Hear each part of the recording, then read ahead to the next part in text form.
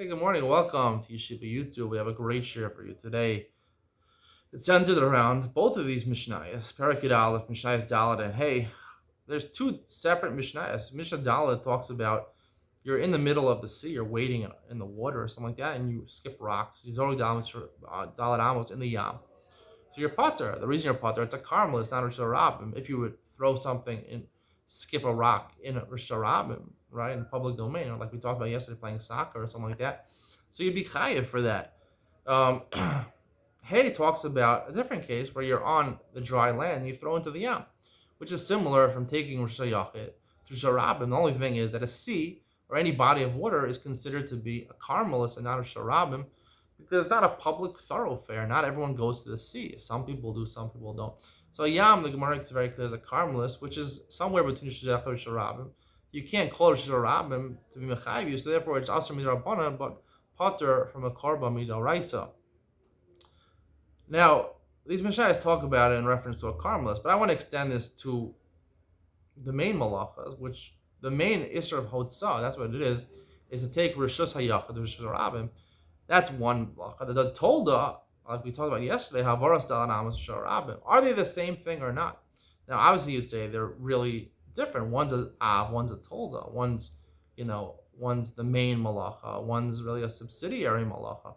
Are they different, or are they fundamentally the same? There are some who say that the way Dalet Amos works, I've heard this, I think they quoted the name of Chaim Brisker, is that Dalet Amos, the Gemara is very clear, is the makom of an Adam. A person, 4 Amos is 6 feet, basically. So if you want to lay down, like the Gemara talks in Eruvin, you want to lay down to go to sleep, so you lay down and you take up approximately 4 Amos. A normal average man who's 6 feet tall, so you take up 4 Amos. So that's your makom. So if I mavir something from the beginning of Dalet Amos to the end of Dalet Amos, I'm taking from my rishus to another rishus. It's exactly the same thing as taking from my personal rishus yachid to outside my personal rishus, which is the rest of the Rishus HaRabim. So it's similar, and then I'm taking rishus yachid the Rishus HaRabim.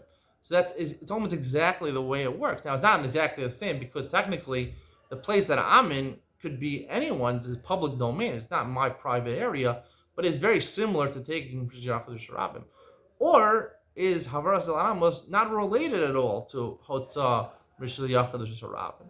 Really, it's just the malacha is not the akira and the hanacha, akira from Rishus Yachad and placing in Rishus HaRabim. Rather, it's the whole malacha of Havaras Dalanamas, the entire malacha of moving something in Rishus HaRabim, that it's similar to. It's nothing to do with making motzi mershus or shut. It's just passing through Dalet Amos is aser because it's similar.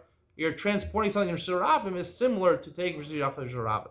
Now, what's the nafkamina between these two? The nafkamina between these two different ways of learning it. There's many nafkaminas, and it relates to Gemara and Ksuvos and Daf Lamed Aleph, of Kimleib Darabim and things like that. But the simple explanation is like this: is that the reason the Chazal aser Hotzah Rishus Yachad Rishus HaRabim, I believe Hachnasa, taking inside Rishus HaRabim Rishus Yachad, is also a Tolta. It's not really an Av. The real malacha is Hotzah, because as I mentioned, the malacha is going from a private domain to the public domain to sell something, to do commercial business in the Rishus HaRabim. That's the reason it's a malacha. It's a malacha grua because the malacha is enabling me to do another malacha. The malacha itself is not aser. It's a means to an end. The end is the other 38 malachos.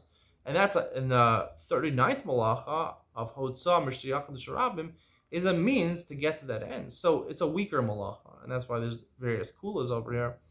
Havaras Dalanamas Rishus HaRabim is very different, and that's how I talked about yesterday. The difference between what you should be doing on Shabbos, between playing soccer versus basketball. Basketball is something which is lamala midalat miten tefachim. So therefore, it's a makom Torah. You're allowed to do the milchachila, play basketball on Shabbos. However, in a place without an Eruv.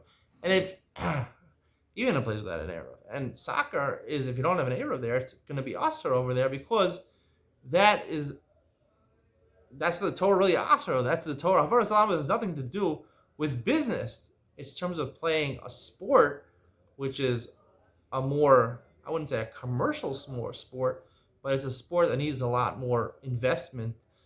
You have to get a big field. You have to get more players. You need 11 players on a side.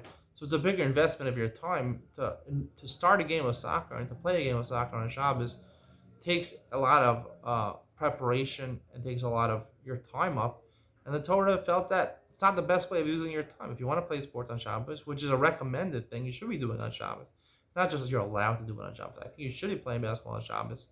It's a recreational activity, people enjoy recreational activity on Shabbos. The whole point is to rest from things you don't enjoy, do things you do enjoy. Obviously, take a nap and then play basketball. But the point is that Havaras Dalanam Sharabim, the malacha is not related. It's not being mostly Rishus or Shus. The malacha is the whole Havara of Dalanamos.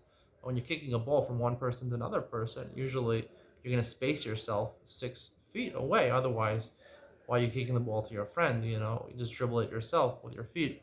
So that's the malacha. The malacha is playing soccer, which is a very organized type of sport, which takes a lot of planning and takes you away from the simple recreational activities of Shabbos, which are encouraged.